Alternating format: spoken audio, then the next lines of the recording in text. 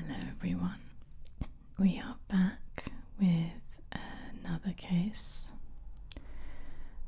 but before, I just want to say thank you to all of you who went over to Wired Dax ASMR to check out the murder case book videos on Marie Hilly. I appreciate that very much. If you haven't already done so, please head over there and let me know if you'd like more of that kind of content. However, today we are going to look into a supposedly solved case, though it remains entrenched in mystery and suspicion. And this is the murder case of 15-year-old Italian Sarah Scazzi.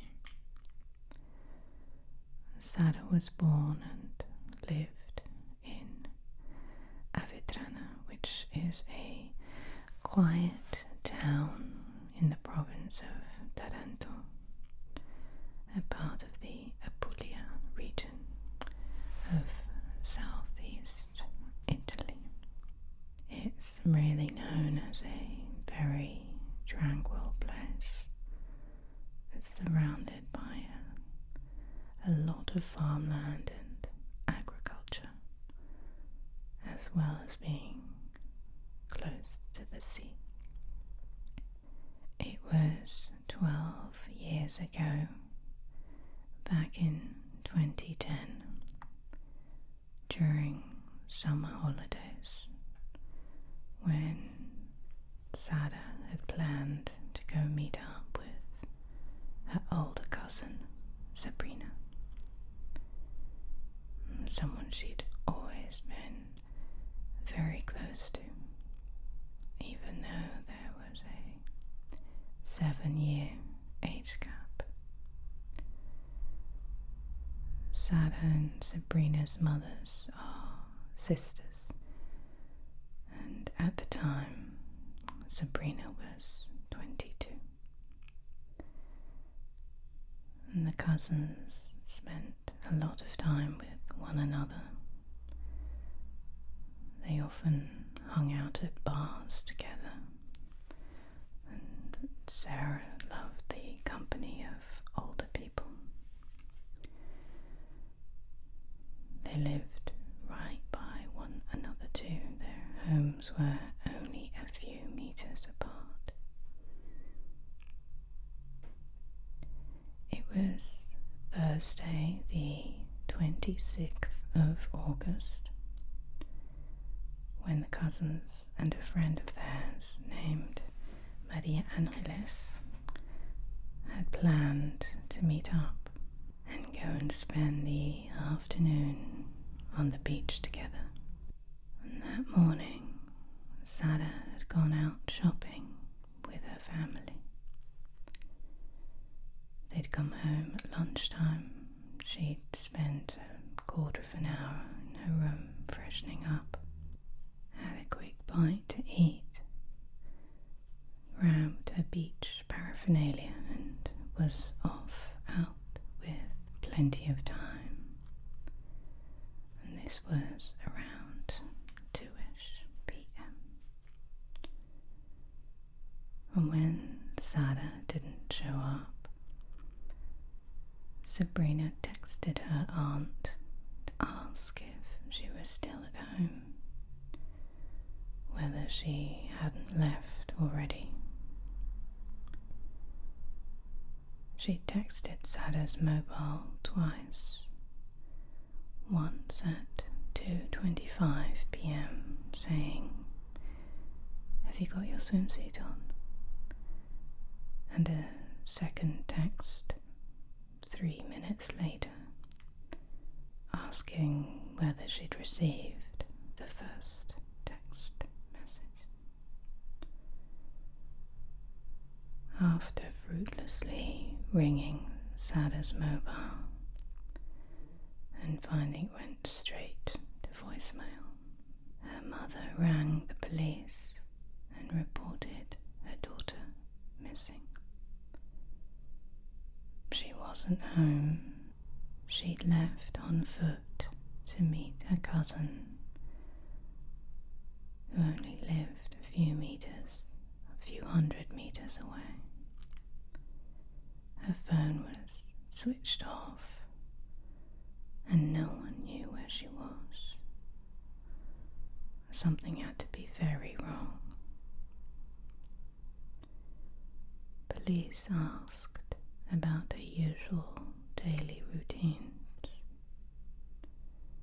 They wanted a bit of background. Her mother told them Sarah was a hospitality student and that in her spare time she loved being on Facebook. The police's theory was that she appeared to be a rebellious teenager, and in all likelihood she'd run off with one of her older guy friends.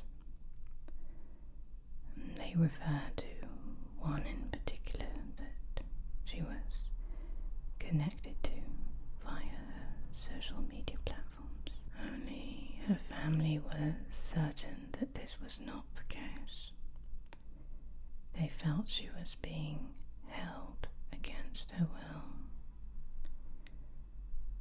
They vehemently disagreed with police that she'd left of her own free will. Unfortunately, at this time, mass media got wind of the story and descended on this small town in rural Italy. They scoured her social media platforms, probed into her personal life, and gained access to a private diary of hers. News broadcasters used Sarah's disappearance and turned her into their latest media sensation. They exploited her story in order to selfishly take advantage and profit beneficially from her disappearance. They painted her as a restless, overexcitable teen who wanted to escape her mundane life in a sleepy town. They claimed that Sarah's mother was an oppressed Jehovah's Witness who often clashed with her daughter and held her back. All reasons the teen would inevitably be led to running away with a so-called older male friend. In the meantime, it was her cousin, Sabrina, who stood in the media spotlight, the spokesperson, speaking on behalf of the family, who declared a certainty that she'd been abducted. Sabrina was repeatedly filmed on varying networks, pleading for Sarah's safe return.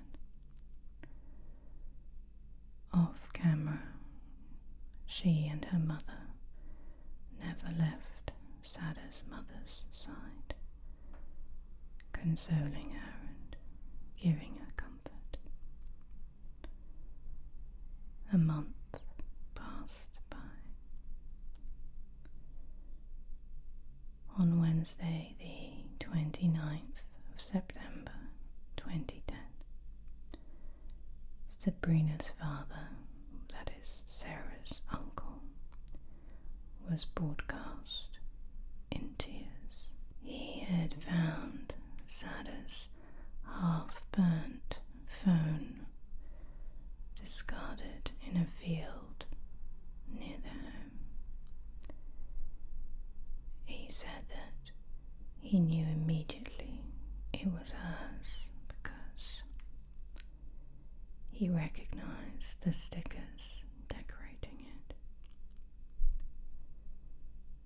He stood in front of the camera and talked of his niece, how he'd helped raise her, how he loved her like his own, and the general public were enamored with this sweet, shy farmer as he spoke of his needs with such tenderness. However, law enforcement weren't convinced.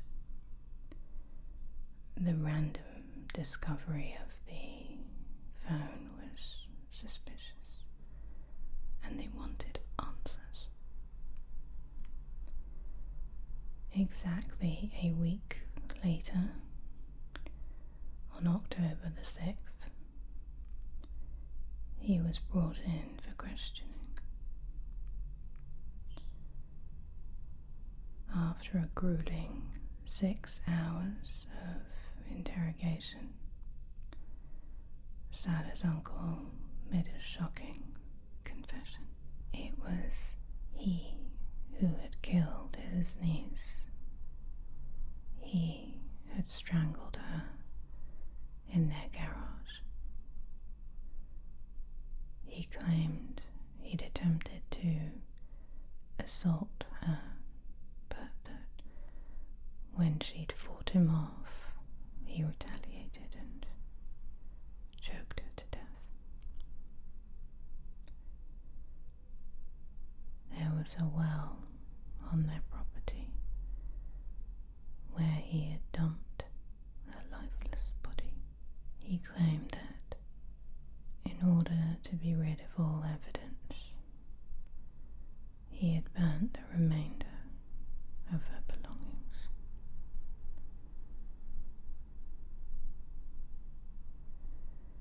At precisely the same time as news was breaking about the uncle's confession, Sarah's mother was being interviewed on live TV. Live on air, the TV presenter informed her about her brother-in-law's confession. She naturally went into complete shock and struggled to make sense of what was being reported. She eventually said it was unimaginable that he could be capable of such a thing. It just wasn't possible. Whilst cameras were still running, they tried to contact him, but without success. He was still with the police, and his phone was switched off. To make matters worse, Sarah's mother was in fact at her sister and brother-in-law's house. This live interview became a public spectacle. Viewings soared to 5 million. The live program ran for over 10 minutes without giving Sarah's mother a moment of privacy to process the devastating news.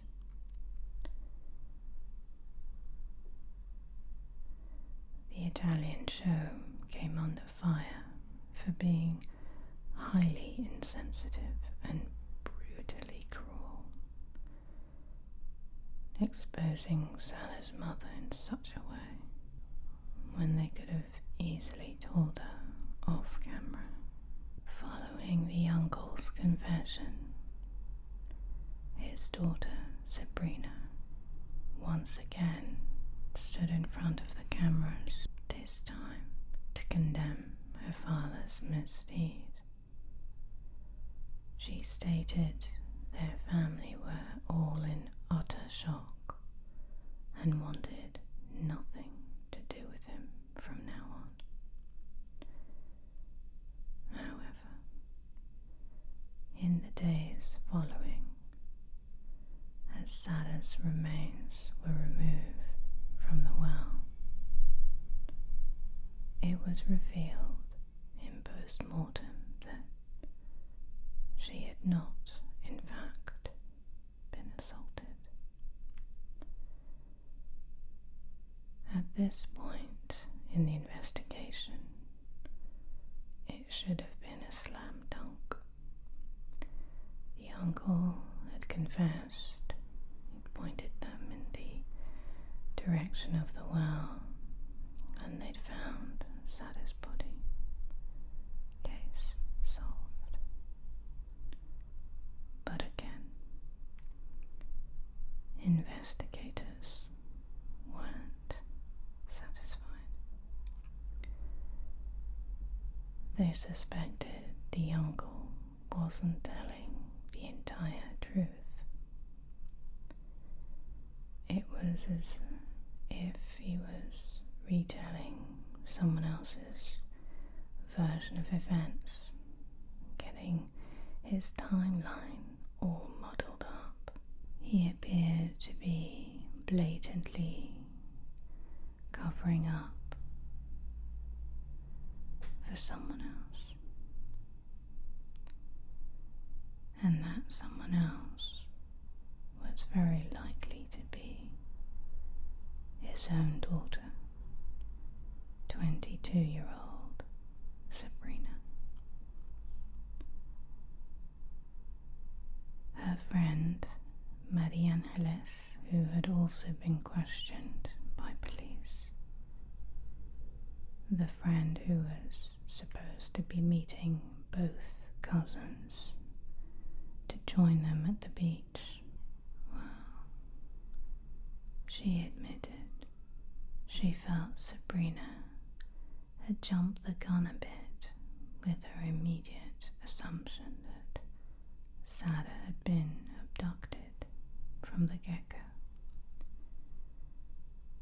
She felt Sabrina was far too quick to insist on this, and very nervous and jittery with it, as if she was hiding something herself. It was then further divulged that Sarah and Sabrina had been seen and heard quarrelling at their local bar only a day or two before. Police went back to interrogate the uncle once more, and guess what? He retracted his initial statement. He stated that he was not alone in the garage when Sarah was murdered, but in fact it was indeed his daughter Sabrina who was at the centre of the murder. It was his daughter who had led Sarah to the garage where he was waiting. Sabrina was brought in for questioning and interrogated for 16 hours. She denied all accusations, but police weren't buying it. Neighbours, friends, and local residents were questioned, and interestingly enough, a young man's name kept Ivano Russo. Ivano, aged 27, was a friend of the cousins since 2009 and worked locally as a cook. It was disclosed that Sabrina had a crush on this young man. Some claimed there was a rumour that Sabrina had in fact had a one-night stand with Ivano, and that she had her hopes pinned on it going to the next level, but that Ivano had never had any further intentions. It was general knowledge that Sabrina struggled with feeling insecure about her weight and her looks. She had talked of feeling inferior to others because of her appearance. She was deeply envious of the attention she saw Ivano giving her younger cousin Sarah, though he only looked upon her as a kid sister. Sabrina blamed Sarah for her ill-fated relationship with Ivano. In her secret diary, Sarah had written that Sabrina accused her of always hogging Ivano's attention.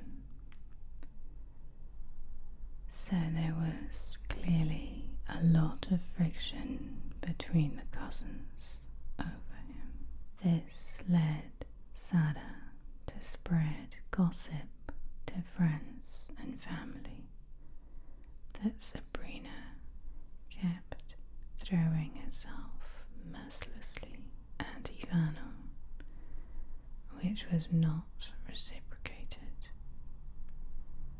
And in such a small town, word got back to him. The effect of this news led him to distance himself completely, which wounded Sabrina deeply. She was left feeling her reputation was damaged from the gossip her younger cousin had been spreading about her, and what many people believe is the reason she was out for revenge.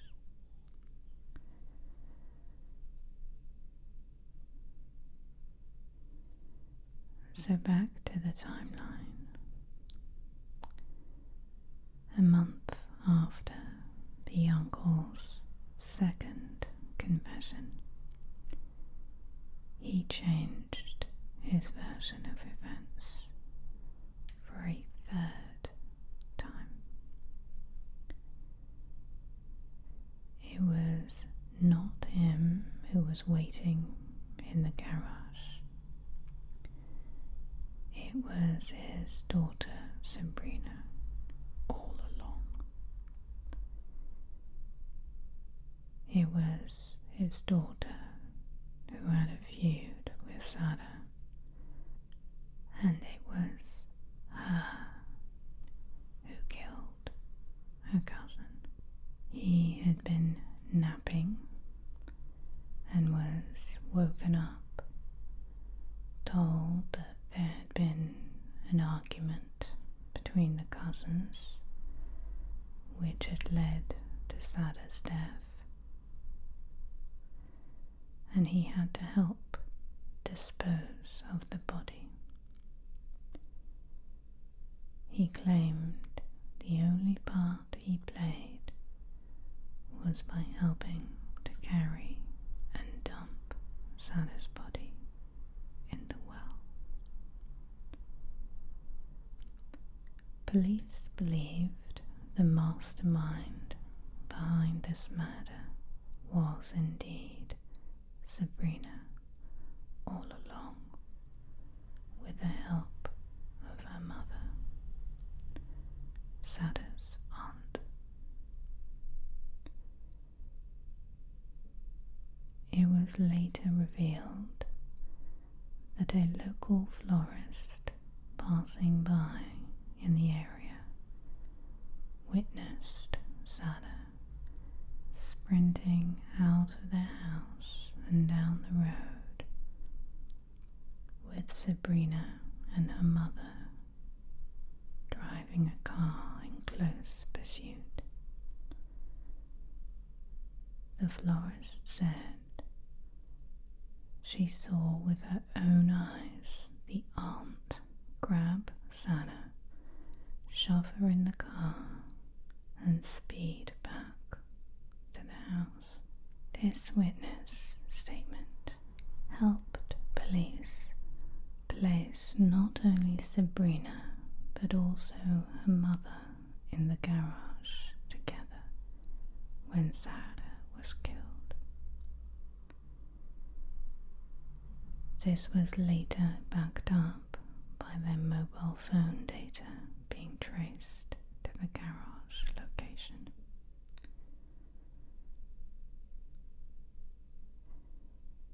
It was in mid-April 2013 when Sabrina and her mother were sentenced to life in prison. In Italy, minimum time is 21 years. They appealed in July of 2015 and February 2017. Both appeals were denied. The uncle received 8 years for helping to dispose of Sarah's body, and the young man, Ivano, also received 5 years for perjury. Or can you imagine what Sarah's mother went through? Losing her beautiful daughter, having to come to terms that her own sister and niece did this to her child. They had spent all that time rallying around her when Sarah had first vanished, comforting her through her grief. It's just chilling to think about. Though there's still a divide, some believe it really was the uncle and that the cousin and aunt weren't involved. But what do you think? Let me know your thoughts in the comment section. And also,